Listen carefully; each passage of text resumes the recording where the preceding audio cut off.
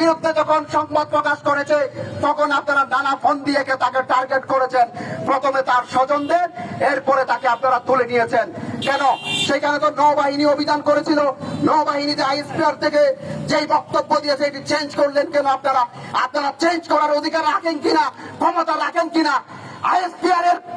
ISPR এর যে বক্তব্য সেটি এডিট করার ক্ষমতা আপনাদের কে দিয়েছে আমি জানতে চাই কোস্টগার্ডের সদস্য যারা আছে তাদের কাছ থেকে।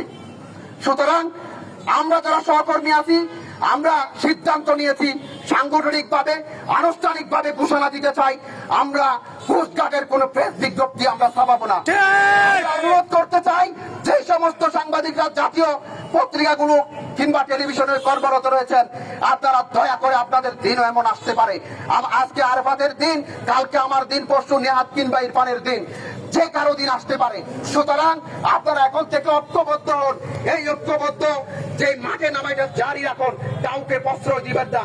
আমরা কোনো বাহিনীর পক্ষে নই, আমরা সরকারের বিপক্ষে নই, তবে আমরা যারা কতিপয় কোস্টগার্ডের সদস্য অপরাধের সাথে জড়িত, চাঁদাবাজির সাথে জড়িত, মানুষকে অস্ত্র ইয়াবা দিয়ে ফাঁসিয়ে দিতে চাই, কণ্ঠরোধ করতে চাই, তাদেরকে কেন তদন্ত করে আপনারা ব্যবস্থা নেন না? আমরা এতবার তথ্য দেওয়ার পরও আপনারা বরং আমাদেরকে আক্রমণ করেন, কণ্ঠরোধ করতে চান। ওই ইয়াবাকার বাড়ির সাথে আপনাদের কি? ওই ইয়াবাকার বাড়ি আপনার আত্মীয় হয় নাকি? ওই বন্দুকধারী আপনার আত্মীয় হয় নাকি? আপনাদেরকে তথ্য দেওয়াই যেন অপরাধ। তথ্য দেওয়া যদি অপরাধ হয়, আমরা চেয়েছিলাম 5 আগস্টের পরে দুর্বল বাহিনীগুলোকে একটু সুযোগ দিয়ে সংশোধন হওয়ার জন্য তথ্য দিয়ে আদান প্রদান করে সহযোগিতা করে আপনাদের দেশ সেবার সুযোগ দিতে, কিন্তু আপনারা যেই আচরণ শুরু করেছেন এটিতে আর আপনাদের সুযোগ দেওয়া যায় না।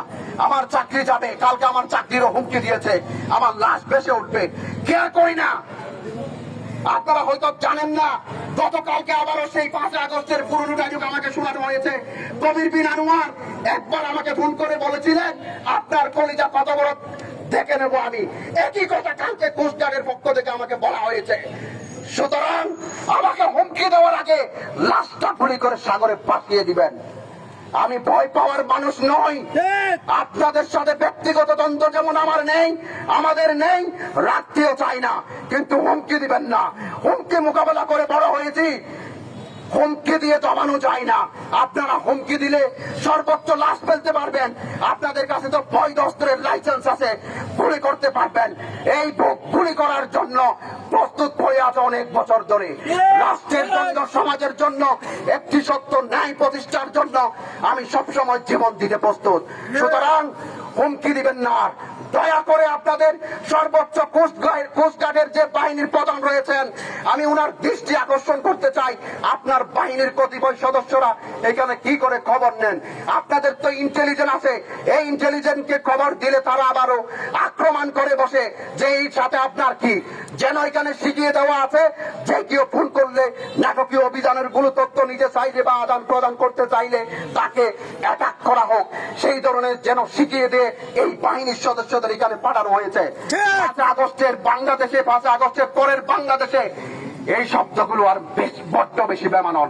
সুতরাং সহকর্মীদের অনুরোধ করব, আপনারা যারা লেজুর ভিত্তি করেন, মেসেঞ্জারে তার বিরুদ্ধে সংবাদ প্রকাশ করেছেন, আপনারা অন্যদেরকে উদ্বুদ্ধ করেছেন, এই চর্চা বিরত রাখুন, আপনার দিন ফিরে আসবে।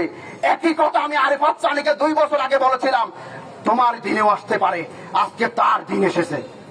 সেইও একজনের সংবাদ প্রকাশ করেছিল, 2 বছর ধরে তার সাথে কথা বলি না, আমি তাকে বলেছিলাম তোমার দিন আসতে পারে, আজকে তার দিন এসেছে, কালকে আপনার, পরশু আমার আসবে।